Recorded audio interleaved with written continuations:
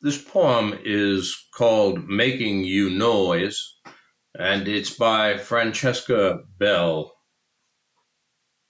Making You Noise.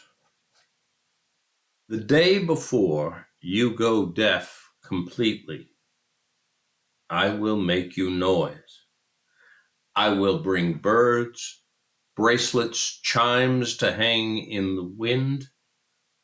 We will drive from Idaho to Washington again, and I will read to keep you awake.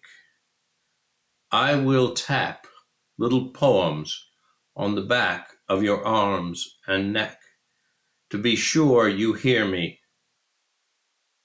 I will place spoons on your body in restaurants, smack my lips, heave you sighs, each one deeper than the last.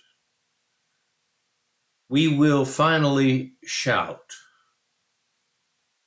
and then, as quiet slips in, settling over, I will speak.